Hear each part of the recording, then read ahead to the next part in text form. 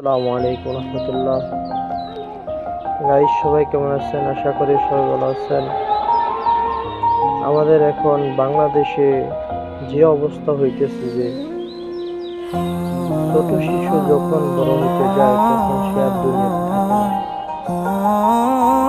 যেমন দেখেন, এবং এখন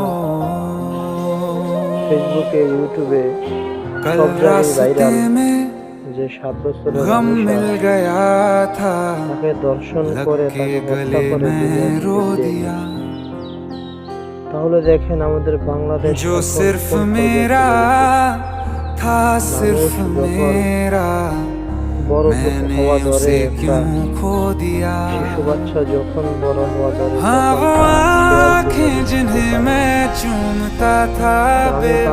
সরকারের কাছে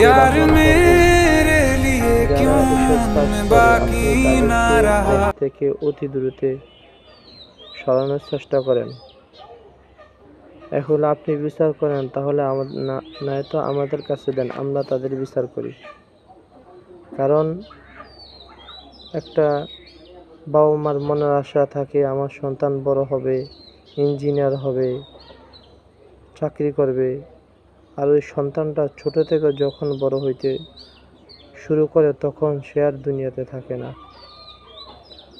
তো আমার শেষ কথা হলো, রামিসার বাবা যে কথা বললেন, বাংলাদেশে এই বিচার করতে পারবে না। সরকার এখন দেখানো উচিত বিচার করতে পারে কিনা না পারে। তো আমি সরকারের কাছে আহ্বান করবো, আপনি তাকে দুনিয়া থেকে বিদায় করেন, তার কত শাস্তিতে বিচার করেন।